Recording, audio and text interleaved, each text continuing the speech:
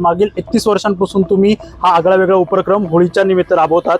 काय एकंदरीत उपक्रम आहे आणि कसा राबवला जातो? गेले 31 वर्ष आपण असा प्रयत्न करतोय की जी अनाथ मुलं असतात, अपंग मुलं असतात, देवदासींची जी मुलं आहेत त्यांच्याबरोबर अशा वेगळ्या वेगळ्या संस्थांना आपण एकत्र करून ह्या सगळ्या मुलांबरोबर पर्यावरणपूरक रंग खेळून त्यांच्या आयुष्यामध्ये आनंद कसा निर्माण होईल याचा प्रयत्न आपण करतो. दरवर्षीप्रमाणे याही वर्षी मुस्लिम समाजाचा देखील अत्यंत भरपूर सहभाग असतो.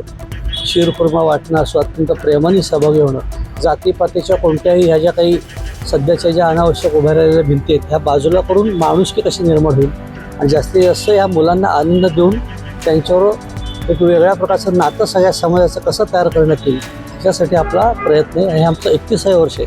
किती दिवसापासून तयारी केली जाते आणि हा कार्यक्रम नेमका पुणे शहरात कुठे कुठे भरवला जातो? साधारणपणे 2 महिने याची तयारी चालते. तर मुलांसाठी जादूचे प्रयोग, नाश्ता, रंग, पिचकाऱ्या, जेवण, DJ, फायर ब्रिगेडचे जवान याच्यात सहभागी होतात. कदाचित फायर ब्रिगेडचे जवान आनंदाने सहभागी होणारे हा एकमेव इव्हेंट आहे.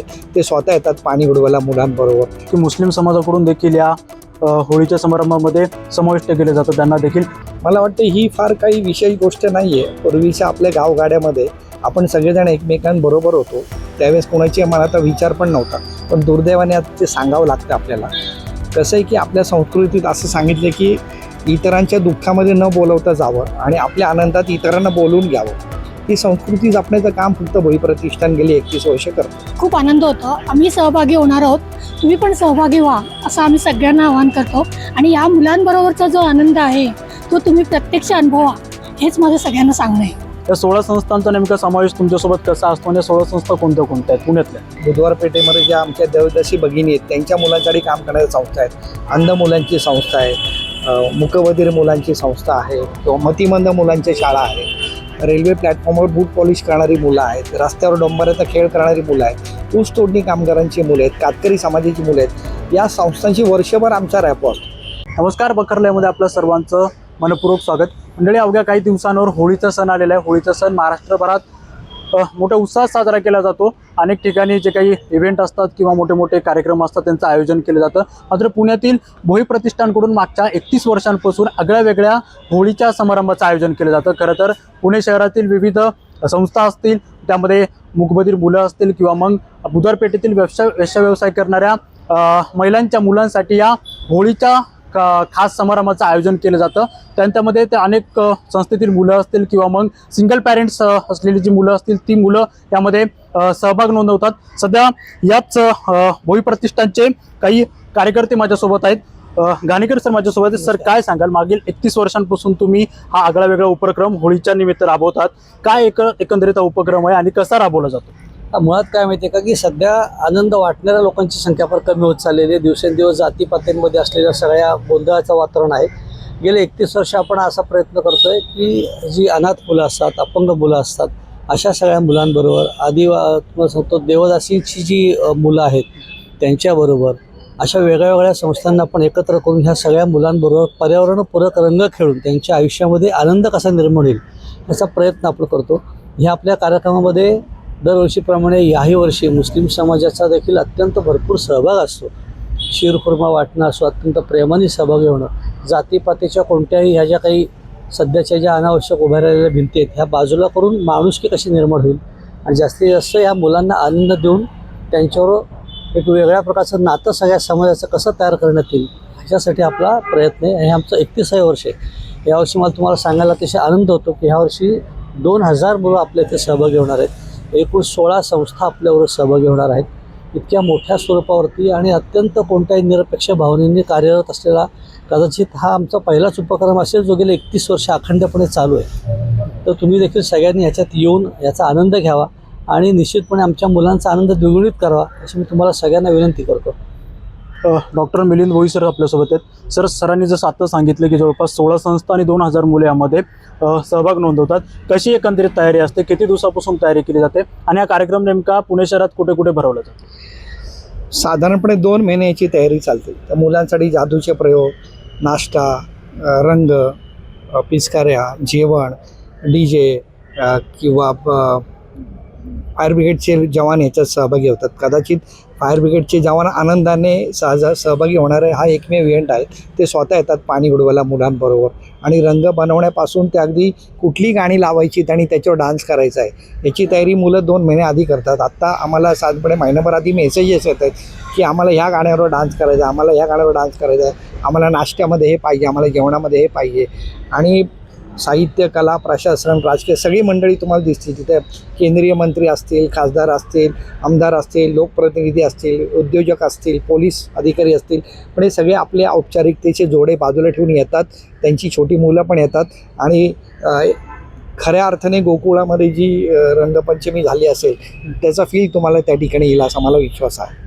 आत्ता तुम्ही जसं म्हणालात की मुस्लिम समाजाकडून देखील या होळीच्या समारंभामध्ये समाविष्ट केले जातं, त्यांना देखील ते देखील मोठ्या उत्साहाने यामध्ये सहभागी होऊन हा सण साजरा करतात. हे ऐक्य तुम्ही मागील 31 वर्षापासून कसं जपलं आणि इथून पुढे कसं जपणार?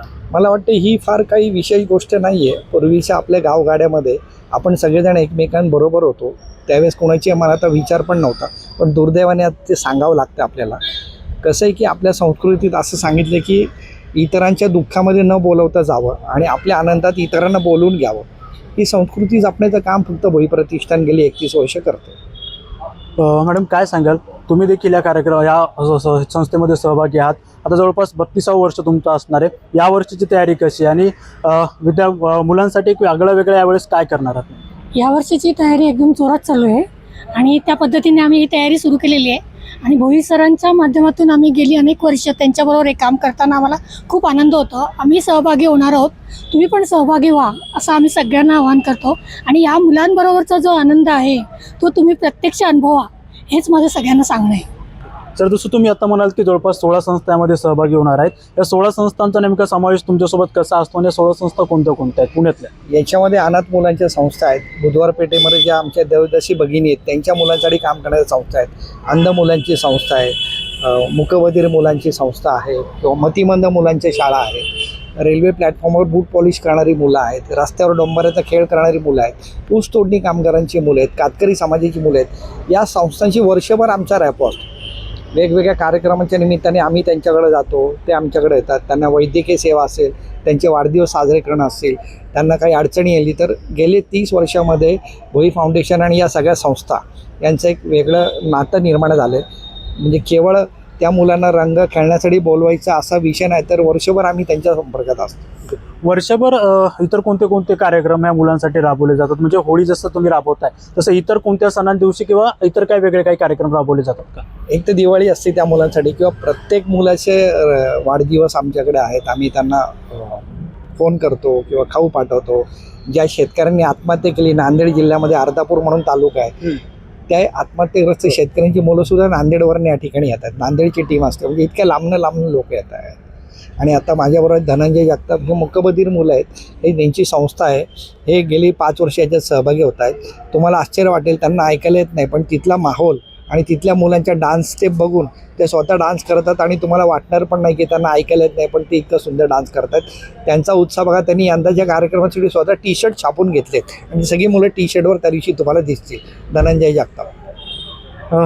जगताप सुद्धा आपल्यासोबत आहेत.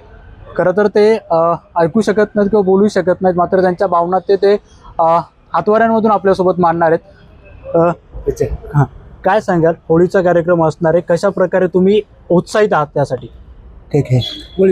कसं खेळणार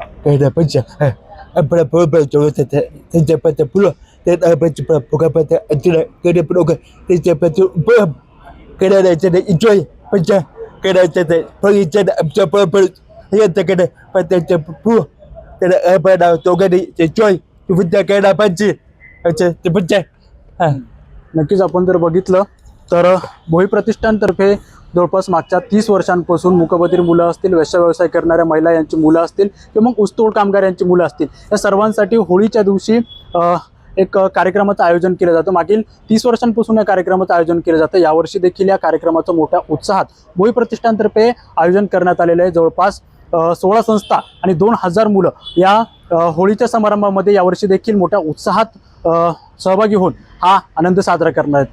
त्यामुळे हा उत्सव आणि हा होळीचा एकंदरीत सर्व सण भोई प्रतिष्ठानतर्फे या विद्यार्थ्यांसाठी आयोजित करण्यात आलेला आहे. त्यांनी त्यावेळी इतर पुणे शहरातील जे काही नागरिक असतील किंवा मग सर्वसामान्य नागरिक असतील यांना देखील या कार्यक्रमामध्ये समाविष्ट होण्यासाठी आवाहन केलेलं पाहायला मिळते.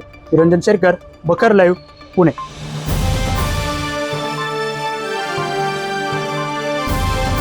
समाजकारण, प्रशासन आणि राजकारणातल्या अचूक विश्लेषणासाठी बखर लाईव्हच्या सोशल मीडिया प्लॅटफॉर्म्सना लाईक, फॉलो आणि सबस्क्राईब करा.